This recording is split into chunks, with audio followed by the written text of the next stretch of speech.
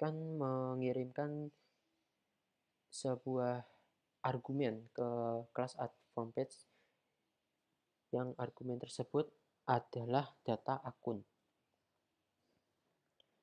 Maka di sini kita akan mengambil argumen tersebut. Ini dia. Pada bagian ini kita akan memanggil argumen tersebut. Lalu argumen tersebut bernama akun, kita masukkan ke variabel akun. Begitu, di sini juga ada fungsi image preview untuk menampilkan gambar yang user pilih. Image preview ini akan ini di bawahnya di sini ada.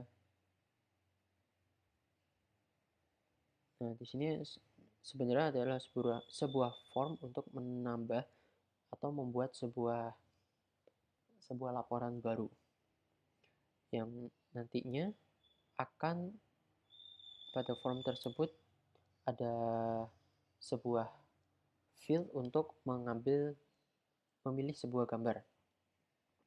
Nah, image preview itu tersebut dipanggil pada saat itu. Lalu di bawahnya yaitu ada fungsi get current location. Ini untuk digunakan untuk mengambil location user saat ini yang dipanggil ketika sebuah icon diklik. Lalu di bawahnya ada fungsi upload image. Ini untuk mengupload image yang telah dipilih oleh user ke Firebase storage. Ya, intinya ada seperti itu. Lalu di bawahnya yaitu fungsi add transaksi. Di sini kita juga collection. Kita akan mengambil collection bernama laporan pada Firebase. Lalu di sini ada timestamp untuk mengambil data saat ini. Lalu di sini ada variable URL untuk ini upload image dipanggil dan hasilnya akan masuk ke variable URL. Dan berikutnya di sini juga ada fungsi get currency-nya dipanggil di sini. Dan nanti nilai dari yang dihasilkan dari fungsi get current location ini akan kita cari nilai latitude dan longitude-nya. Karena get current location tadi kita hasil yang dihasilkan berupa sebuah lokasi.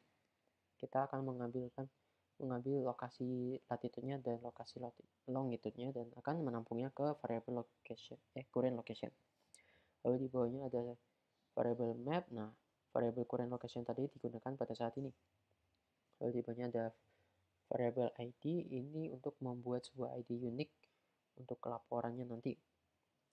Nah, tadi dengan ID unik tersebut kita akan membuat sebuah laporan baru dengan field UID-nya yaitu UID user saat ini, field .id-nya yaitu ID yang telah dibuat tadi, dan seterusnya. Untuk judul, instansi, deskripsi, URL, akun, dan akun.nama ini kita dapatkan pada ini, build. Ini tidak akan saya jelaskan karena terlalu panjang. Ya, begitu. Intinya ini adalah kita membuat sebuah data baru, kita mengepus sebuah data baru ke Firebase.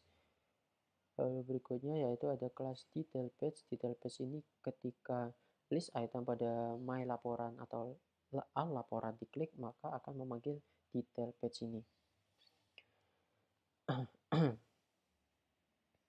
Nah, pada kelas detail page ini, di sini terdapat list liked.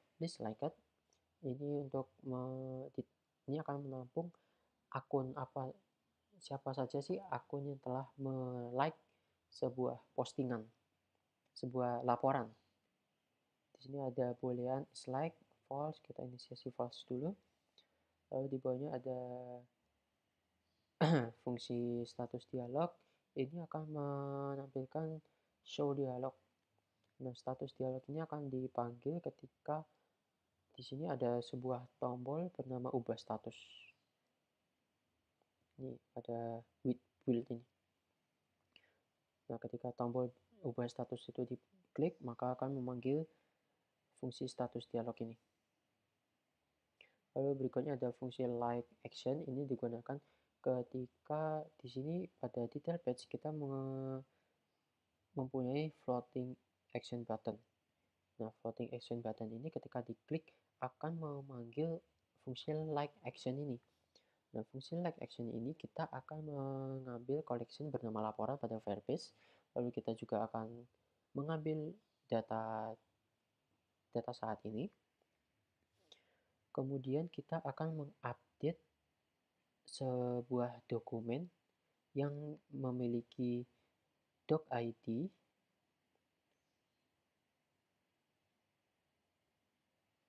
lalu kita akan mengupdate-nya, terutama pada field like it. Jika tidak ada field like it sebelumnya, maka akan langsung ditambahkan. Nah, field like it ini akan berisi sebuah array yang fieldnya yaitu UID, isinya yaitu UID akun user dan field timestamp yang berisi nilai variabel timestamp. Lalu di bawahnya ada fungsi check line, di sini digunakan untuk check like, digunakan untuk mengecek apakah user telah like laporan ini apa belum. Di sini kita akan mengambil collection bernama laporan pada Firebase yang kondisinya yaitu jika doc ID-nya sama dengan doc ID laporan saat ini. Lalu di bawahnya kita melakukan looping lagi untuk query tadi. Untuk kita akan mengambil data liked dan akan menampungnya pada liked data.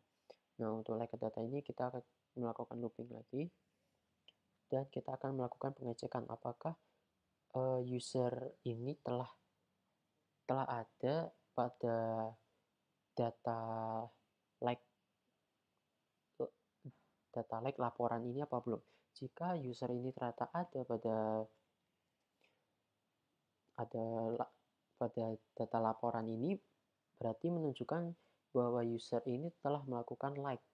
Jika belum, maka user ini belum melakukan like. Karena jika sudah melakukan like, maka data user ini sebenarnya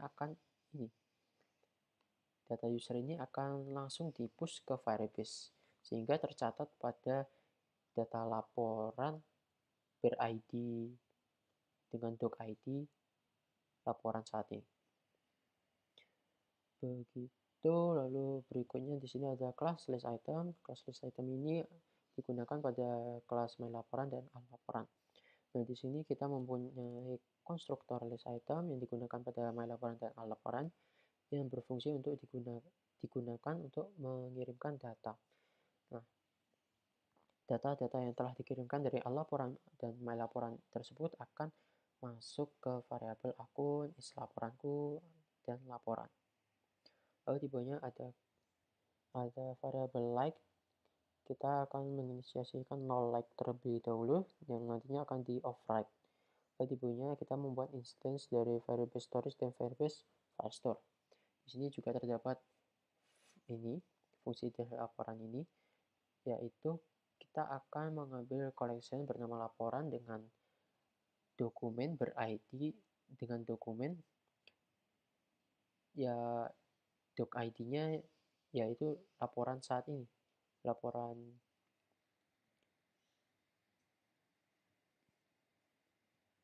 saat ini, lalu kita akan memanggil fungsi delete. Lalu di bawahnya yaitu ada fungsi get like. Kita akan mengambil jumlah like. Kita akan mengambil data like pada laporan ini. Caranya yaitu kita akan mengambil collection bernama laporan pada Firebase, lalu kondisinya yaitu jika doc ID-nya sama dengan doc ID laporan saat ini. Di sini juga melakukan looping untuk query-nya, lalu kita mengambil field liked-nya. Lalu kita variable likes-nya akan di override di sini. Dengan cara kita akan mencari tahu panjang dari variable like data ini. Maksudnya yaitu jika Ini mengindikasikan bahwa ada berapa banyak sih akun yang meng-like laporan ini. Lalu di bawahnya yaitu ada Will Disney guideline-nya akan dipanggil di sini untuk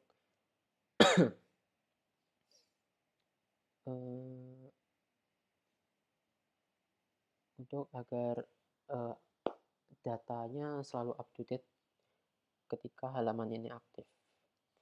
Begitu, sekian saja. Terima kasih. Mohon maaf atas segala kekurangannya. Wassalamualaikum warahmatullahi wabarakatuh.